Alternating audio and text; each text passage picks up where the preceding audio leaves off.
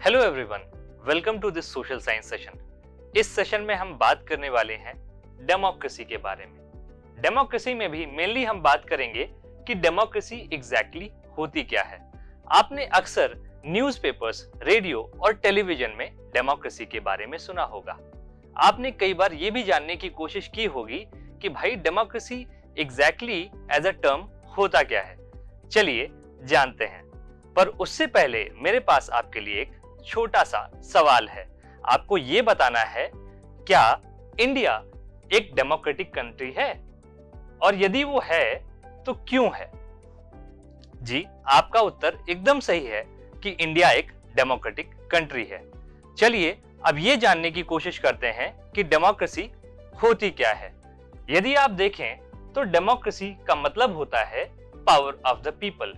इसका मतलब यहां पर पीपल ही सुपीरियर होते हैं। आपने देखा होगा कि हमारा preamble we the people of India से शुरू होता है। इसका मतलब डेमोक्रेसी में सेंटर ऑफ स्टेज पे कौन रहते हैं?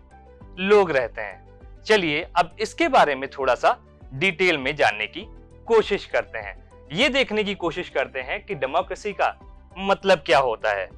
अगर आप देखें तो डेमोक्रेसी दो ग्रीक वर्ड से निकला है।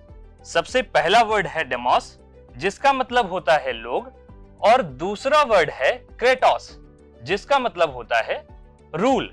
अगर आप इसे देखें तो इसका लिटरल मीनिंग है रूल बाय द पीपल। इसका मतलब डेमोक्रेसी में लोग शासन करते हैं। अगर इसके आगे आप देखना चाहें तो in a democracy power to make decisions ultimately rest with the citizens.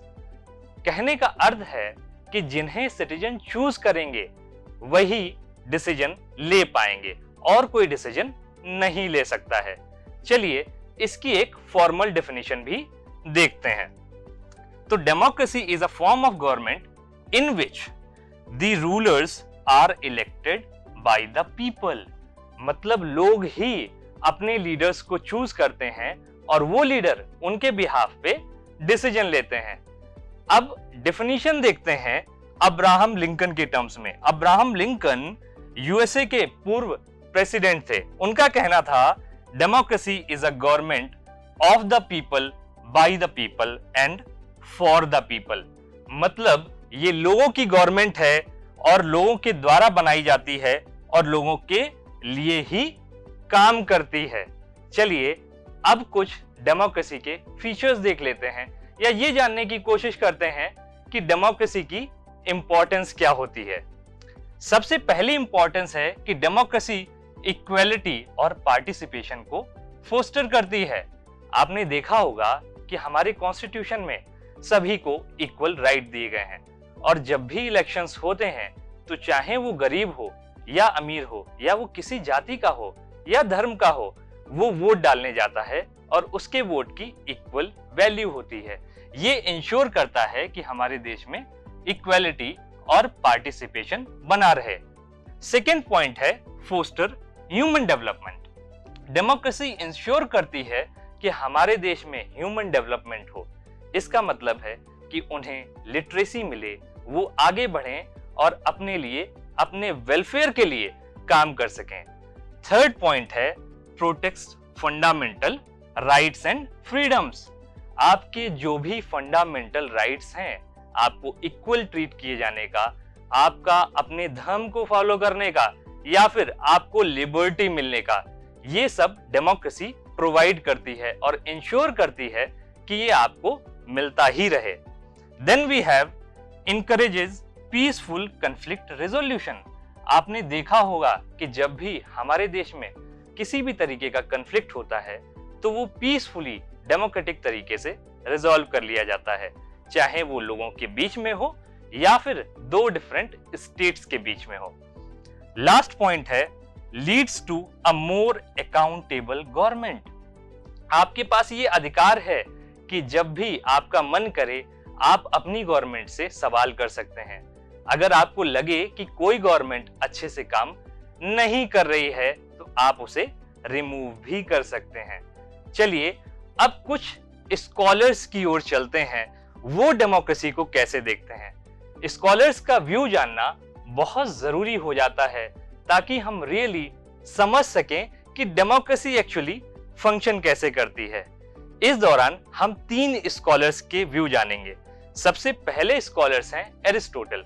Aristotle के बारे में आपने सुना होगा, बहुत सारी किताबों में उनका जिक्र भी किया जाता है। उनका कहना था कि democracy is a form of government where the free and poor being in the majority controls the administration. वो इसे एक तरीके से लोगों के शासन के तौर पे देखते थे। वो मानते थे कि भाई जिसकी जितनी संख्या होगी वो उस हिसाब से रूल करेंगे, या फिर डेमोक्रेसी में उन लोगों का शासन होगा जिनकी मेजॉरिटी होगी। सेकंड स्कॉलर हैं अमर्त्य सेन। अमर्त्य सेन के बारे में आपने सुना ही होगा। ये इंडियन स्कॉलर हैं और इन्हें नोबेल भी मिल चुका है। ये डेमोक्रेसी को देखते हैं चॉइस और अपॉर्चुनिटी के तौर पे। इनका मानना है कि democracy basic rights, economic opportunity और सिक्योरिटी प्रोवाइड करती है। अब चलिए थर्ड स्कॉलर की ओर बढ़ते हैं। थर्ड स्कॉलर हैं रॉबर्ट डहेल। इनका डेमोक्रेसी और इंस्टीट्यूशन पे बहुत अच्छा काम है। इनका कहना है कि डेमोक्रेसी ऐसा पॉलिटिकल सिस्टम है जहां पर सिटीजन पार्टिसिपेशन होता है, फ्री एंड फेयर इलेक्शन होते हैं और सिविल लिबर्टीज भी प्रोवाइड की जाती हैं।